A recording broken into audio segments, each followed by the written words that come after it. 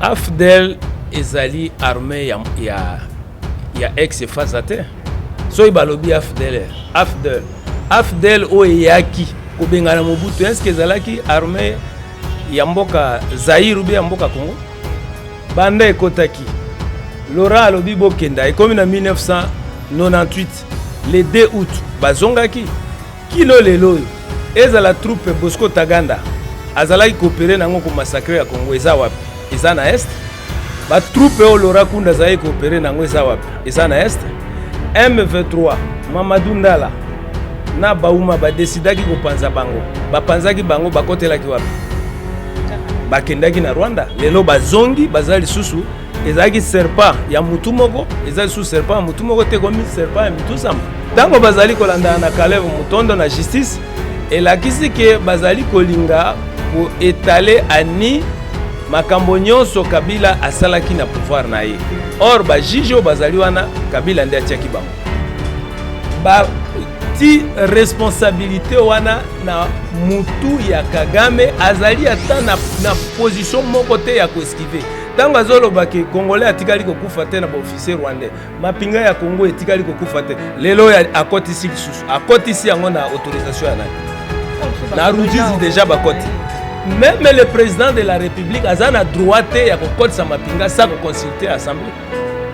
Ozo exposer peuple na yo bazo sila kokufa yo ozo banga lobi nga na bangi na makambo nga na lingana na makambo te. Mais soko lingaka na makambo te, va au monastère.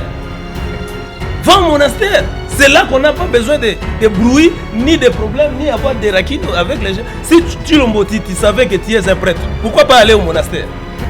Ko dépiécer, ko chosifier, ko éventrer, ko violer basi na mibali ya Congo ko boma bango nyonso. Kaka armée ya moni na mokili mobimba, kaka armée ya Rwanda nde sengeli ekota po ya kotia kimia na est. Bango bazokota bolanda ba FDLR.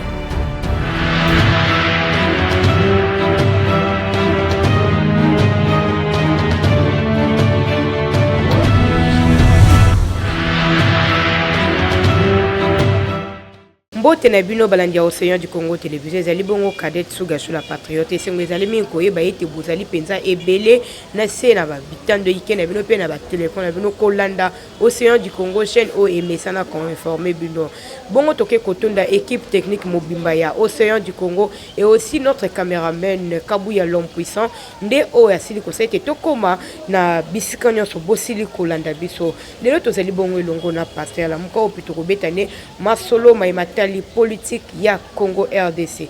Tu sais que nous avons besoin toujours branché. Papa Pasteur Mbote. Mbote journaliste. Bonne santé. Santé za malamu. Papa to betana no masolo ya politique na Congo na biso to so bongo justice. Oh wapi basile ko interpeller Caleb Mutondo l'ancien patron ya ANER kaka parquet o interpeller qui est lelo oyo e bongoli maloba nango koloba ke non baza compétente ya ko sombisa patron ya ANER to ebite nini o elingi ko leka place wana parce que parquet wana batindela ki ba avis de recherche parquet wana batindela ki ba mandat d'amener parquet wana lelo ba changer langage na bango nini nde lingi ko salima place wana pasteur pona ko sosola ngo to bandela na ko samba ya ndeko Kamere Kamere alobaki peuple congolais botala malamu bazali kolandela ngai te bazali kolingande kolandela président de la république ko koisaye ponga nazali directeur de cabinet nazali koagir na makanisi na ngai te ezali kwiti na ngai te nde ezosala ngai nasala makambo me ngai nazali gardien ya prérogatif ya chef de l'état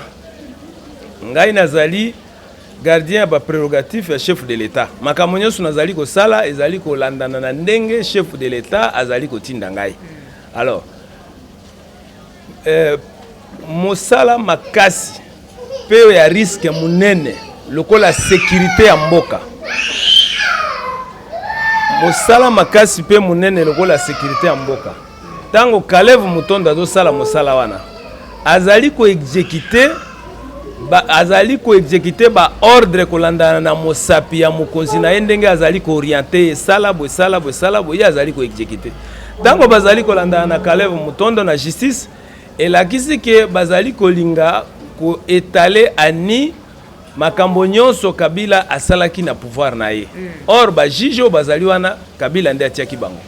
Ezala ba procureur, ezala ba magistrat, ezala cour ou ezali bato oyo Kabila a fabriqué na boumeli à peu près plus ou moins 20 ans. Leloyo nano ndeko Tshilo Mobanda a eu pouvoir. Yé président de la République a nommé bato ya sikate. Akuti kaka ba oyo ndeko Kabila tikaki nde azosala bango. Alors bato wana nyonso bazali ba bénéficiaire ya pouvoir ya Kabila. Nde ba exposé Kalev Mutondo elakisi ba exposé Kabila. Soki ba exposé John Numbi elakisi ba exposé Kabila. Yango no moni justice ezali impuissant et exécuté puisque moyen exécuté siko rendre justice na mokonzi wa tiaki bango ezali te yango blocage ezali. Ils ont traité justice impuissant tandis que état de droit ezali lelo oyo Major Karine Azana Ndolo nana kokaki ko simba une époque ya Kabila. C'est-à-dire avec état de droit oyo mokonzi Rasla ko lancé tout semble aller pe lokola basili ko bongo et la kiseke ba kanga Caleb Mutonte ou bien ndenge nini. Bon, kolobake songolo pakala azali na makala, ce n'est pas ce qui compte. Jamal peut akendeki na makala. Mais nandimite que Jamal azali sou na makala. Ba DG, ba konji mingi bakendeki na makala, ba kokisi même pas inane bazali sou kuna te. Kokanga ezali ko accomplir moi formalité moko songolo. Mais si manango balobi ça va kenda ko fanda pembeni. Kokanga ba memio na justice ba sambisio elakisi soko longi ko purger peine nde ko moni sa sérieux to makoki oyo justice ezali na yango mais ko sambisa yo ko tinda yo kendo pe mawana mwa minute mukeba bimisio ezali ko moni sa te ke basali loko moko ya malonga. Tout Simba Est Mboka na biso depuis ba décréter qui état de siège, tout le monde soutient état de siège. Yambo était tout kota na wana tuna tuna. Yo poto soutenir armée na biso soutenir état de siège. Ngai nazali fana ya armée ya mboka. Nazali ko soutenir armée ya mboka ndeko Félix apesa yango makoki nyonso. Ba bengana munguna o azali ko konza Congo.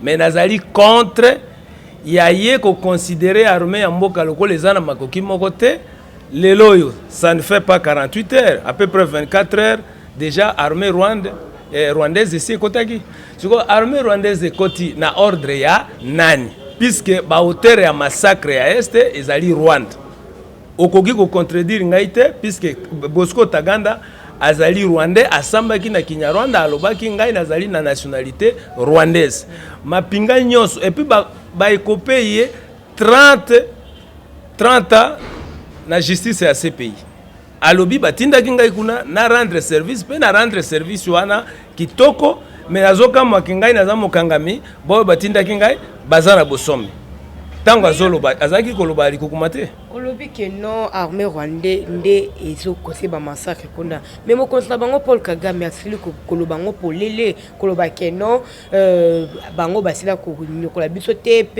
RDC tikala ko subé ba pena ndenge wana te koloba ina ba propos o ya tenaki liboso ya mokonzi ya mboka pe lisusu président Emmanuel Macron. AFDEL ezali armée ya ex-Fazate. So ibalobi AFDEL o yaki ko bengana Mobutu est-ce que zalaki armée ya mboka Zaïre ou bien mboka Congo banda ekotaki Laura alobi bokenda ekomi na 1998 le 2 août bazongaki kilo leloyo ezala troupe Bosco Taganda azalaki coopérer nango ko massacrer ya Congo eza wapi eza na est ba troupe o Laura Kunda zai coopérer nango eza wapi eza na est M23 Mamadou Ndala na bauma ba decidaki ko panza bango bapanzaki bango bakotelaki wapi bakendaki na Rwanda lelo bazongi bazali susu ezaki serpent ya mutumoko ezali su serpent ya mutumoko te komi serpent ya mitusam sikoyo bato wana nyonso ezala Bosco Taganda ezala Laurent Kunda mapinga bazali coopérer nango M23 désordre nyonso esalemi kuna kino bakimeli kuna nyonso ezo salema wana ezali illusion Kagame azali nde kotiola l'état ya mboka Congo ezali passoire ezali laisser aller à se moquer na biso puisque rapport mapping ezali enquête ya ba congolais te atangela ngai kombo ya ba congolais bo ba constituer commission ebengami rapport mapping droit de l'homme international ezali pe ya ekolo moko te France ou bien Canada ezali ya bikolo nyonso ebengami droit de l'homme basali commission ya ba enquête ba ti responsabilité wana na mutu ya Kagame azali ata na position moko te ya ko esquiver tango azoloba ke congolais atikali ko kufa te na ba officier rwandais mapinga ya Congo etikali ko kufa te lelo ya akotisi lisusu akotisi yango na autorisation ya nani na rujizi déjà bakoti même le président de la République azana droit te ya ko kotisa mapinga sa ko consulter assemblée tozali ngai na yo na Kinshasa pona kokosa mapinga ya mboka mosusu baya kopunza mboka ou bien baya kotia kimia est-ce que ba armée ya monde entier ekoki koya te ko intervenir même FARDC yango moko ekoki kotia kimia na mboka te il faut ba super mercenaire ou bien ba super militaire ba yekola soki na académie nini nde ezaka ba Rwanda il faut bakota mais bakoti kuna bakoti siko na ordre nani puisque assemblée etikali ko fanda ko solo makambo wana te assemblée etikali ko fanda te elobaki Rwanda akota lisusu mais soki Félix Andimi bakota na coopération na ye na Kagame c'est ça la haute trahison ils ont montré que azo koba ko trahir mboka Congo puisque le même seigneur de guerre oyo bazali ko mutiler ko dépiécer ko chosifier ko éventrer ko violer basina mibali ya Congo ko boma bango nyonso kaka armée oya moni na mokili mobimba kaka armée ya Rwanda nde sengeli ekota po ya kotia kimia na est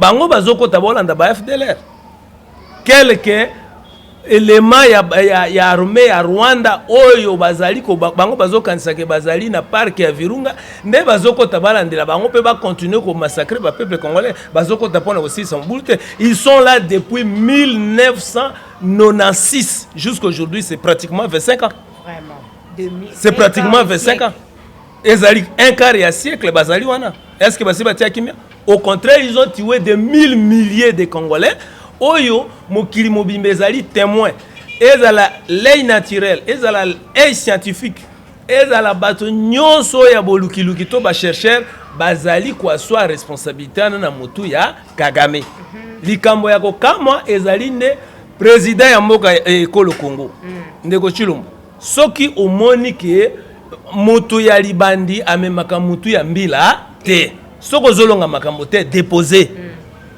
po moninga na azo finga ba peuple congolais azo tiola biso alobi moto moko te atikala kokufa na armée ya Rwanda te mokonzamboka aye ko répondre na Congo pona nini est-ce que tango ya afingi na etando ya planète Terre na France alobi congolais atikala kokufa tamba moko te même mapinga ya Rwanda etikala kokota te bo mata un seul congolais ye azeliti ba pokwa zomie koka nde ya kolobake moi je ne veux pas de problème avec les Rwandais je ne veux pas de problème avec Kagame je ne veux pas je veux la paix de mon peuple et je veux la paix avec les dit qui veut la paix prépare la guerre okoki kozala mokonzi jamais bato na yo bazali ko kufa yo fandi à genoux ozali ko intercéder ozo intercéder pendant que ton peuple est en train d'être fusillé, d'être mutilé, dépiécé, chosifié, violé, malmené de toute façon, moi je vais me mettre à genoux en train d'intercéder. Même l'Éternel lui-même, il est appelé l'Éternel des armées. Yo oboma mwana moko ya Israël ou bien chinois, otindi roquette na yo ebomi ba chinois ou bien ebomi ba américain, base de la justice internationale ya kotala likambwana. Et quelle est ton importance dans tout ça? Yo litomba na yo ya kozala mokonzi ya mboka eza nini tango bazoboma ba peuple congolais yo kende koloba biki non moi je veux que la justice s'en occupe. Quelle justice? Justice est bidon. Justice nini o ezali ko sala makambo depuis que les Congolais sont mutilés, chosifiés, massacrés, malmenés. Est-ce que vous allez me dire que la justice n'est pas informée? Azali justice ezali inconsciente, ezali aveugle et bien le côté. Mais il y a de cela 25 ans. Les massacres ont commencé depuis 1000 ans.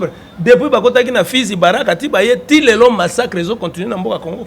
Justice ya wape ti lombazo e bisabiso ke il faut justice yango moko s'en occuper. Quelle justice? ezaka kapasi wana eza makambo moko ozo exposer peuple na yo bazosila kokufa yo ozobanga lobi nga na bangi na nga makambo nga na lingaka na nga makambo te mais soko olingaka na makambo te va au monastère. C'est là qu'on n'a pas besoin de bruit, ni de problèmes, ni avoir des raquines avec les gens. Si tu l'emboutis, tu savais que tu es un prêtre, pourquoi pas aller au monastère? Au monastère, les amis, dans le Congo, tant au côté de la vie politique, la politique c'est une grande mer où tous font naufrage dedans. Soko côté kuna yeba ke ou engagé bitumba makambo ya mboka 80 millions de Congolais bazotalela yo. Ezala bo bazolala nzala, ezala bo bazali kobela, bo bazobela Ebola, bo bela sida, bo bazonyokwa ba chômeur makambo ba Congolais nyoso ezotalela yo. Tu ne peux pas même m'assimiler votre théorème qui n'a pas de pieds posés sur le sol. Je ne veux pas de conflit avec le Rwanda, je ne veux pas de conflit avec Kagame, mais Kagame est en train de vous cracher en face. Le collaborateur qui conflit na ba Rwanda, yango ke senga armée na bango ekota ou bien ndengeni parce que asenga ki pe armée ba Kenya baya même petite ko batikali ko yate. Et puis tu komona kaka ba Rwanda ba ekoya. Et le Congo vraiment ezani dernièrement que n'est kosenga ba angolais tout monde meeting aérien et salemi azo senga ka ba egaza confiance na phare de c'était ou bien ndengeni biso tozali na ba soda oyo bazala bien formé ba mosusu bakokisi nano âge ya 60 ans ba mosusu bakokisi nano âge ya 50 ans bazana na souffle ya kobunda soki basali récupération. Même il y a 2 brigades. Nous savons que l'armée est infiltrée, l'armée est trahie. Et puis, Ndeko Chilombo, réponse au Asali Nakagame et Monisi Polele qui a trahi le peuple congolais, il n'est pas en mesure de défendre le peuple congolais. Soko zali incapable de défendre le peuple congolais, le Kololobi Olingakano ba problème te, va au monastère. Va au monastère, Kounezali un bon endroit. Tango Benoît XVI a monaki que akolonga ba pression. Même l'église était bazo tindi na makasi andi makambo ya polyandrie, ya homosexualité, le mariage pour tous makambo nyonso. Benoît XVI alobi na kolonga na ngai ko ponctuer amen na makambo wana te na kei ko batama na monastère na tanga kana bondela kana ko makababuku. Ende ko Chilombo soka monike ngai qui président na lulaki mais ils ont des problèmes à conflit. Moi je ne veux pas avoir de conflits avec les Rwandais, avec les Ougandais, en tout cas na kolonga te. Mais c'est simple. Pour le moment koki kolobate kazali so mobola. Asia komi na bomengo ebele. Soki alobi ke ngai na sali masumu mingi na yibi mbongo ya Kongo mingi na kende kofana na monastère. Ake na monastère akobondela nzambe akolimbisa ye. Mais pas être à la tête d'une nation telle que la RDC et vous êtes ton homologue est en train de cracher sur ces peuples qui sont accroupis sous le poids de la misère, diamétralement comme ça en train de s'opposer à toi et de t'humilier qu'il n'y a jamais eu un seul Congolais mort. Likambo moko ya mabe armée ya mboka ya Rwanda etikala kosala na Congo te. Azali ko cracher yo nelongi pe yo fandi kimia comme un bon élève qui écoute la leçon de son enseignant. Nani akoyi kondima bongo na se ya planète Terre. Nani akoyi ndima biloko wana. Gouverneur ya Kinshasa Gentili Ngobila a interpellé pour l'Assemblée provinciale.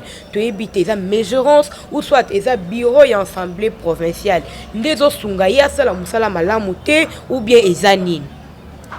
Na avant de répondre na kopesa moi exemple muke. Oui. Na baoyo balakisi biso administration ya politique ya ba bien public ya banini. Nazali ko kanisa mokolo moko Hollande akomi président na mboka France. Ministre na ya budget. Ba journaliste bakei ko kukola ki azali na compte ya misolo na mboka Suisse.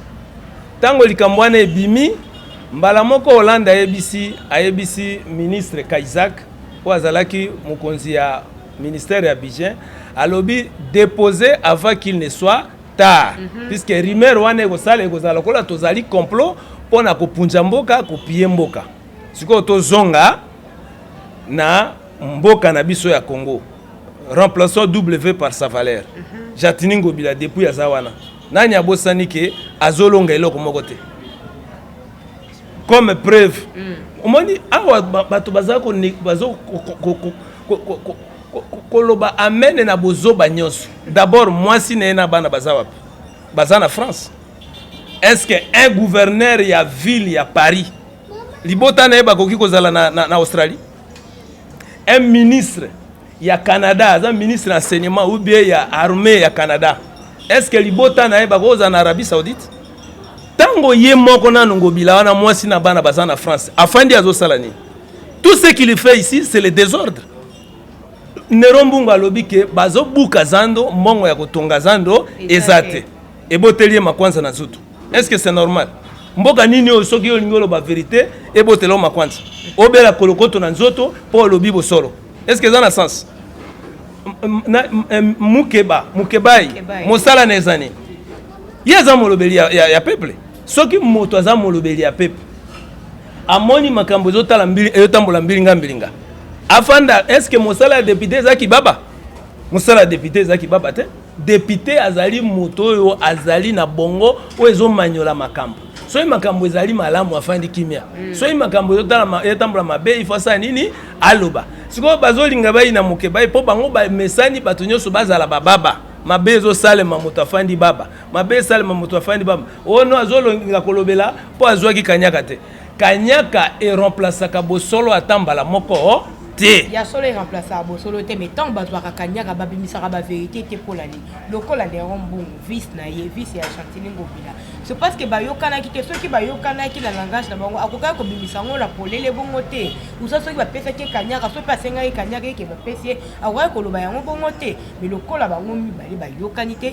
yango sepela ko bimisa ngo na kwasa bongo to condamner kaka Chantini ou bien na bango na yepe vice aza pe inclus na kati parce que basala bango mibali vice alobi oyo ye akokaki koloba administration ezali kaka papier te na makambo ya misolo atali mawa ya peuple congolais ezali na bakoto ya bafamille ezalaka kobika kolandana na zando wana tango bozali kokanga yango ekozala suspendi ekotonga manoki te po misolo ezali te ezali mutuma ngbongi la vérité est têtue. Soki makambo ezali mabe ezali mabe tango biso même na ngambo ala muka to bandai kolobake consultation wana ndenge ezali formé ndenge ezokenda makambo ekozala malamu te ekobota mwana machombe bato bazalaki kondimela biso te mais lelo yo bosolo ebimi na polele ti depuis gouvernement ebimaki balobaki gouvernement ezobima gouvernement ebimi na mbongo oyo ya fonctionnement ya ba institution ya ba ministère etikali ko bimate ça fait déjà plus d'un mois. Gouvernement sortant ba indemnité na bango po ba kenda na kimia batika gouvernement sama lokonde sala mosala nano bazwi ba indemnité na bango te. Or biso to monaki makambo wana nyonso na mosika puisque gouverner c'est prévoir.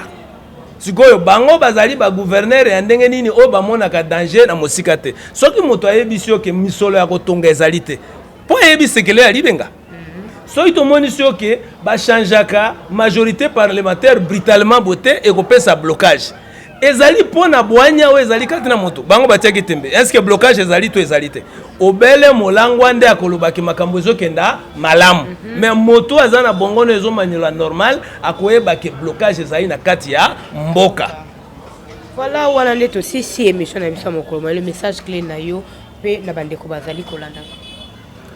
Message nangai ezali ya ko soutenir armée ya mboka ezala bien préparé pour na kokende ko éradiquer fraction rebelle ou ezali ko silisa ko boma bato et puis bato bazali ko kufa na est armée ya Rwanda ndezo silisa bato bakotela na Ituri bakotela na Ruchuru bakotela wapi ezali armée ya Rwanda mais ndeko Félix andimi lisusu kaka armée ya Rwanda ya ekota ebanda et pourtant biso tozana armée tozali na armée alors makambo o ezali koleka et puis bakokota ndenge nini na assemblée za informé te akotisi mapingana na ndingisa ya nani Congo ezali ya Félix ye moko te Congo ezali ya Kabila ye moko te Congo ezali ya Kagame te Congo ezali ya 80 millions ya babita ya mboka oyo nde bazana liloba ya koloba eza te que moi bato mibale bien misato ba décidaka sur la destinée de tout un peuple pour nous agenouer d'accepter de gré ou de force la misère. Ok, merci beaucoup. Merci Nabino Pe Balandia, Océan du Congo, Naibete Wozaki vraiment ébélé.